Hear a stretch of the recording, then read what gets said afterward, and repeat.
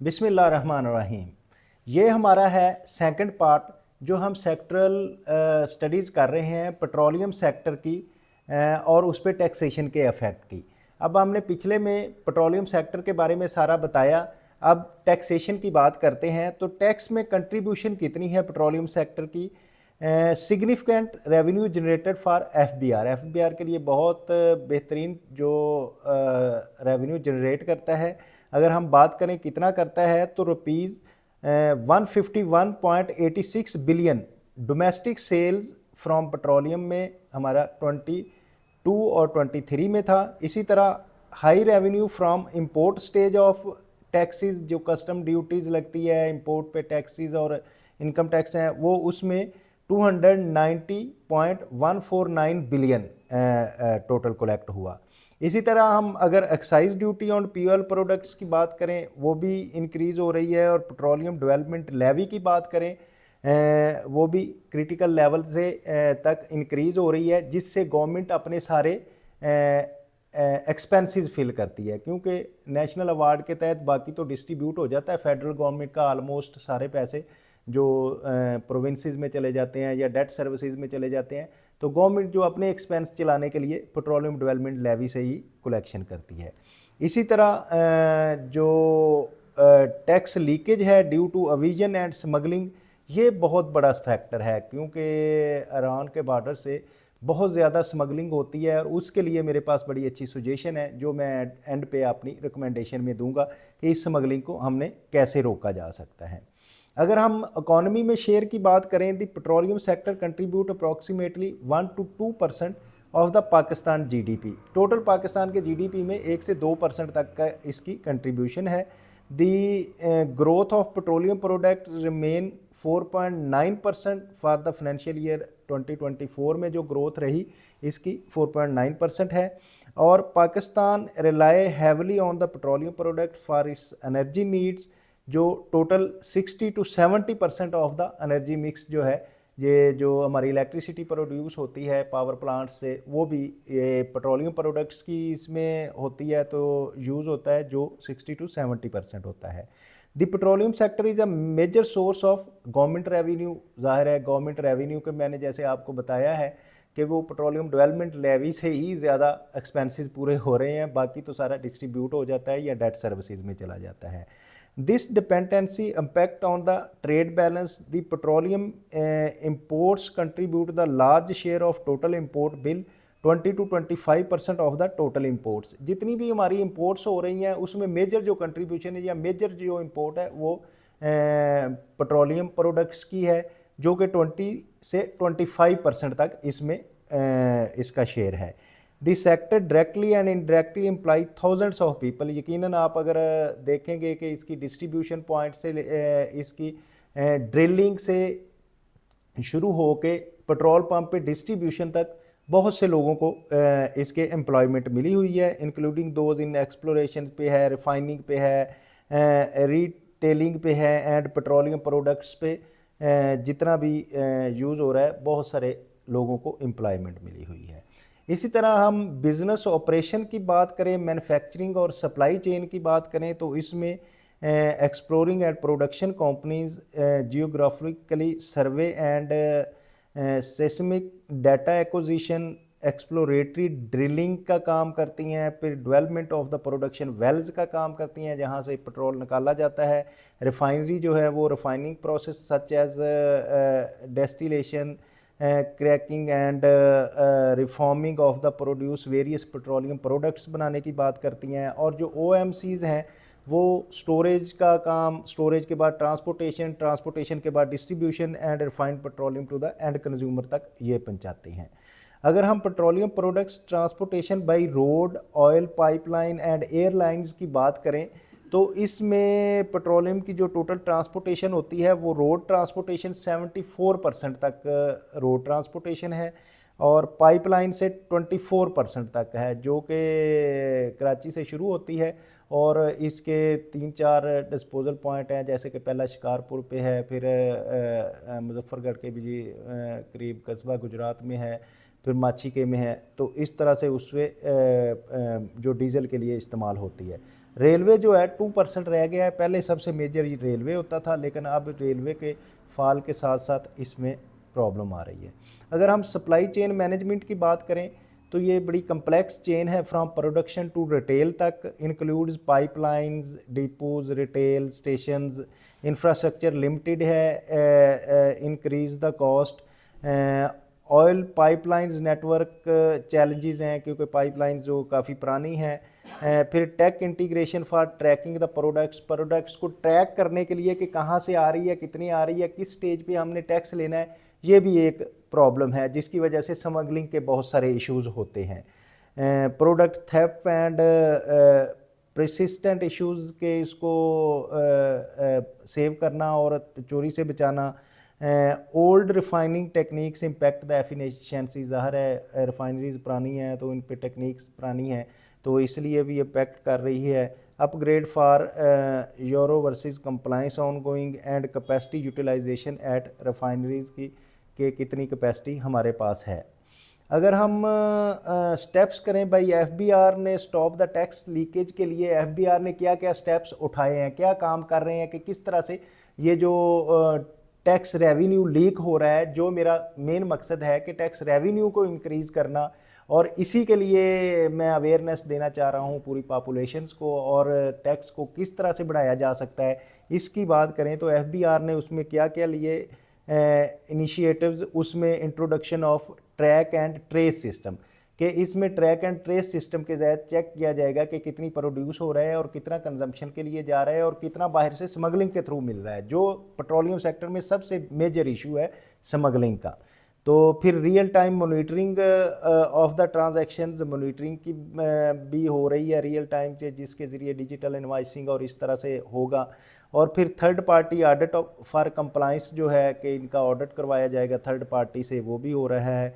Frequent audit of OMCs and depots, इनका जो है ओएमसीज का जो फ्रीक्वेंट ऑडिट्स भी हो रहे हैं इसके लिए। इन्हेंस इन्फोर्समेंट अगेंस्ट एविजन, तो जो एविजन हो रही है उसको लिए इन्फोर्समेंट को बढ़ाया जा रहा है। और फोकस ऑन स्मगलिंग प्रिवेंशन तो हो रही है, स्मगलिंग पे फोकस हो रहा है, लेकिन अभी तक इस पर कोई खातर ख्वाह कंट्रोल नहीं हो सका।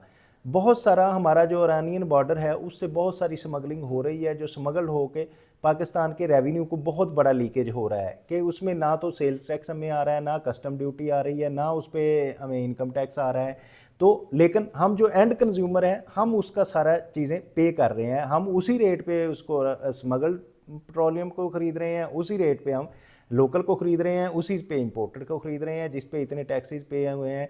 तो अब आवाम की जेब से तो टैक्सेस जा रहे हैं लेकिन गवर्नमेंट के रेवेन्यू के लिए नहीं आ रहे। तो इसके लिए मैं सजेशन में एक दूंगा अगर मेरी बात सुनी गई ऊपर। तो हम बात करते हैं टैक्सेशन ऑन पेट्रोलियम सेक्टर्स के इनकम टैक्स की। तो इनकम टैक्स में जो है एक्सप्लोरिंग एंड प्रोडक्शन कंपनीज जो हैं उनका taxation of profit and gain from the pipeline operations of E&P companies governed by section 100 income tax ordinance, read with part first of the 5th schedule. इसमें income tax ordinance में इसका किस तरह से taxation करनी है ये सारा इसमें बताया गया है।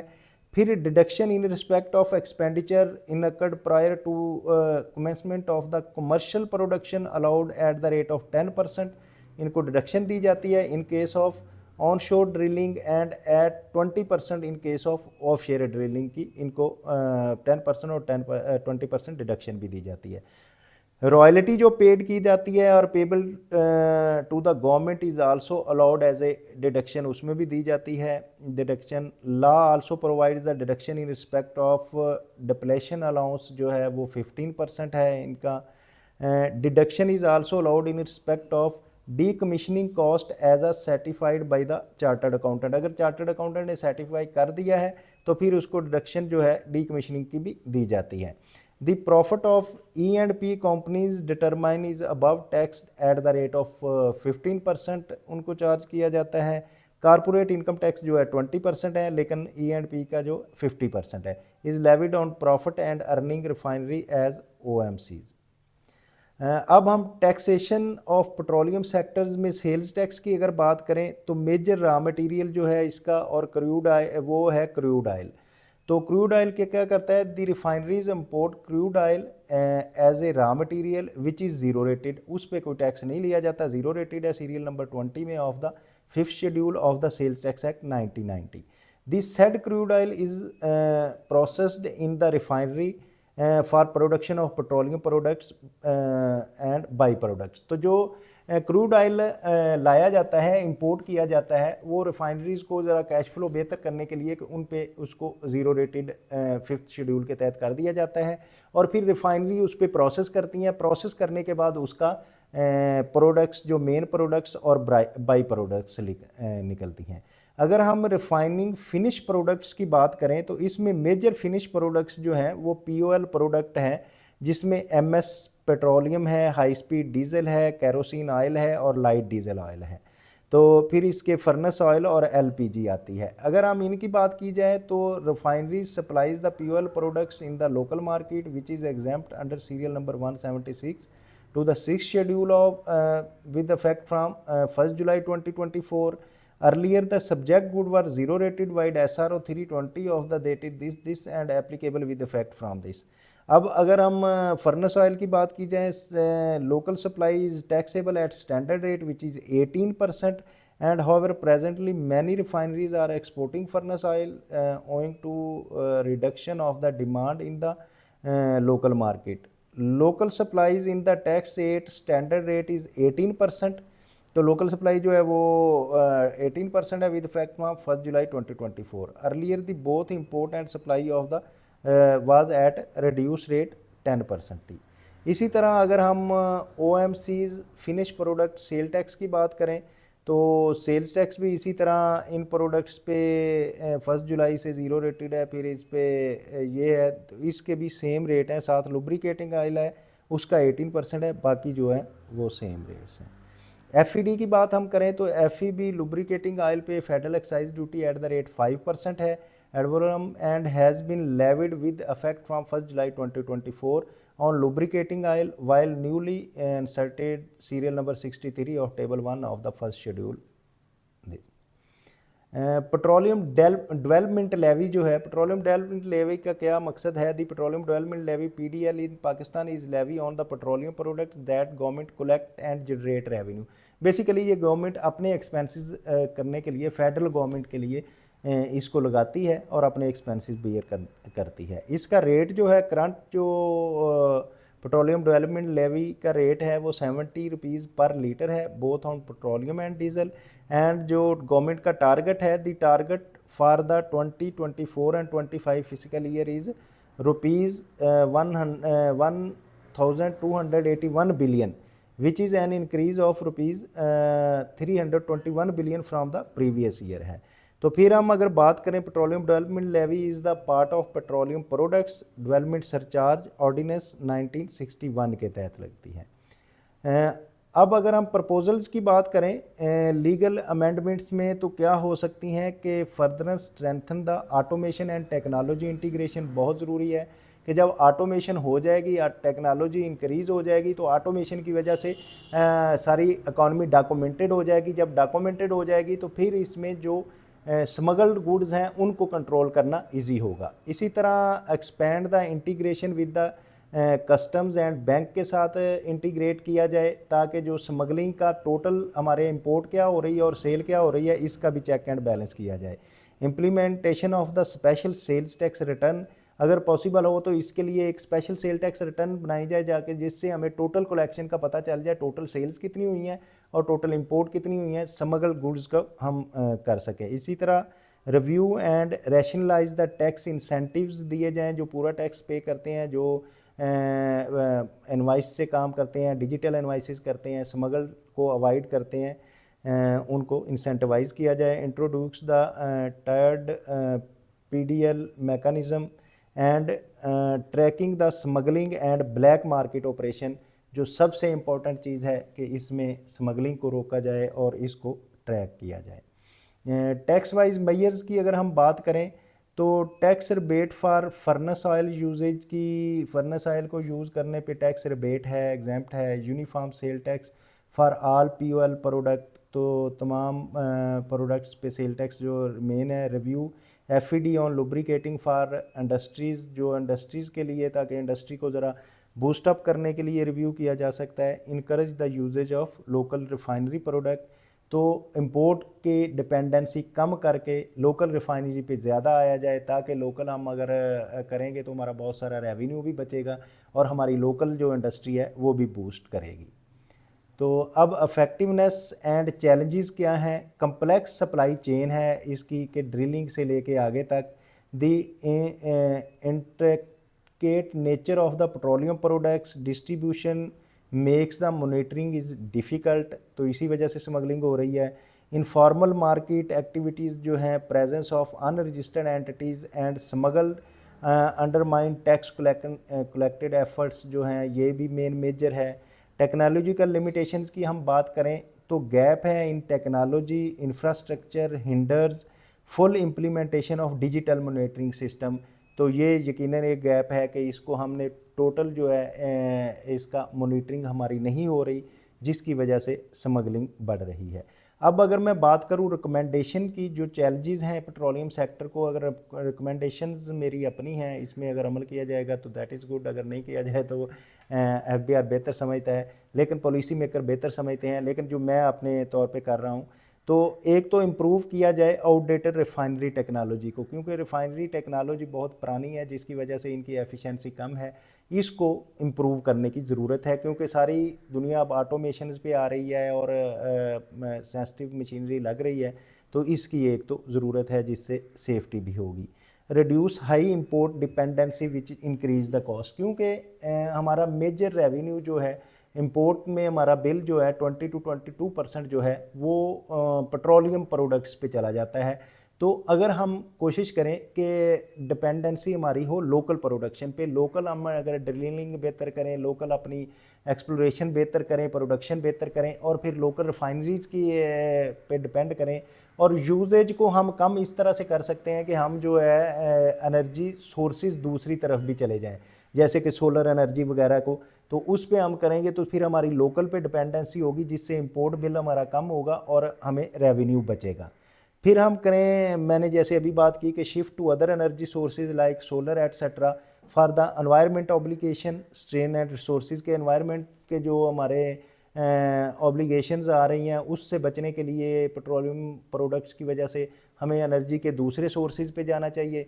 एक तो उससे हमें ये होगा कि हमारा जो बहुत बड़ा इंपोर्ट बिल लगता है पेट्रोलियम सेक्टर पे, वो हमारा बच जाएगा, और फिर एनर्जी भी हमें फ्री की मिलेगी, क्योंकि जैसे हमारे मौसम है पाकिस्तान के और गर्मी की शिद्दत है और सूरज की रोशनी जो है, ये हमें एक फ्री अगर सोर्स मिला हुआ है तो इसको हम मैक्सिमम यूटिलाइज़ करें, और ताकि इंपोर्ट पे हमारे इफ़ेक्ट कम हो। अब जो मेजर इशू है पेट्रोलियम सेक्टर का वो है स्मगलिंग का, तो stoppage of smuggling by controlling the financial hubs through the Indus river to increase the tax revenue. तो अब जो हमारा मेजर जो फाइनेंशियल हब्स हैं वो अगर हम पाकिस्तान के आप मैप को देखें तो पाकिस्तान के मैप में जो फाइनेंशियल हब्स हैं वो इंडस से सेंट्रल पंजाब जो है, अपर पंजाब है, लोअर पंजाब है, और इसके ये इंडस से पंजाब की तरफ जो है फाइनेंशियल हब्स हैं, अगर हम पेशावर तक इसकी बात करें। तो अब ये है कि जो इस पे एक हमारे पास एक बॉर्डर लाइन आप समझें कि एक स्टॉपेज करने का एक बड़ा अच्छी चीज़ है, जिस पे टोटल अगर हम बात करें राहदारियों की, तो मेरा ख्याल है इंडस पे कोई 22-24 पुल होंगे जो इंडस को क्रॉस करते हैं। अगर हम उन 22-24 जो हमारे ब्रिजेज़ हैं उस पे कस्टम की पोर्ट बना दी जाएँ कि कस्टम्स उसको बहुत अच्छी तरह चेक करे कि इधर से ईरानियन ऑयल जो है कितना स्मगल होके आ रहा है और उसको रोका जाए। तो इस तरह से ये एक बहुत अच्छी हमारे काविश हो सकती है, जिससे स्मगलिंग रुक जाएगी। कराची के लिए आने के लिए अगर हम इंडस से के कराची दूसरी तरफ है, तो कराची में जो रास्ते एक दो आते हैं उनको भी कंट्रोल कर लिया जाए, तो फिर हम हमारी ये इससे जान छूट जाएगी, जो हम ईरानियन ऑयल स्मगल्ड हमारी इकॉनमी में आ रहा है, जिस पे हमें बहुत ज़्यादा बेनिफिट नहीं हो रहा। तो ये एक मेरी सुजेशन है, इस पे अमल करके तो इसको इस तरह से बहुत अच्छे तरीके से कंट्रोल किया जा सकता है, और बाकी फाइनेंशियल हेड जो हब्स जो हैं उनमें जहाँ ज़्यादा यूजेज है वहाँ उसको रोका जा सकता है। तो अब और क्या इसमें सुजेशन की अगर मैं बात करूं, इसकी वजह से क्या होगा, तो इंडस रिवर की वजह से जो इंक्रीज़ करेगा हमारा टैक्स रेवेन्यू, क्योंकि अब स्मगल्ड गुड्स इसमें शामिल नहीं होंगी, तो जो टोटल आएगा वो सारा गवर्नमेंट को जमा होगा। Control the circular debt in power sectors which affect the financial flows को करता है, तो इसको भी ज़रा थोड़ी सी कंट्रोल हो जाए। तो exchange rate dependency is control by the sustainable of US dollar को अगर हम सस्टेनेबिलिटी ले आए उसकी, इसकी स्मगलिंग या जो जो अफ़गानिस्तान हमारा फ़्लो हो रहा है यूएस डॉलर, उस डॉलर को कंट्रोल करें, और जो इस पे अफेक्ट कर रहे हैं डॉलर को उनको कंट्रोल करें, और जो लोग डॉलर्स को संभाल के बैठे हुए हैं इकॉनमी में, उसको नहीं मिक्स कर रहे, इसकी जो स्मगलिंग हो रही है उसको अगर हम रोका जाए तो फिर हमारा जो एक्सचेंज रेट है वो भी बेहतर हो सकता है। जी थैंक यू वेरी मच। ये था आज का मेरा लेक्चर, पेट्रोलियम सेक्टर पे टैक्सेशन का जो इफ़ेक्ट है। ये सेकंड लेक्चर था, सेकंड पार्ट था उसका। तो उम्मीद है कि मैं अच्छी तरह एक्सप्लेन कर चुका हूँगा, लेकिन अगर आप समझते हैं कि कहीं ये कुछ रह गया है तो फिर आप कमेंट बॉक्स में कमेंट करें, उसको भी ज़्यादा बेहतर किया जा सकता है। और अगर आप चाहते हैं ख़ुद भी सीखें और दूसरे भी इससे फ़ायदा उठाएं, तो इंस्टीट्यूट ऑफ टैक्स प्रोफेशनल्स के जो यूट्यूब चैनल है उसको आप लाइक करें, शेयर करें, सब्सक्राइब करें, और अगर कोई प्रॉब्लम आ रही है तो कमेंट बॉक्स में कमेंट करें। Thank you very much.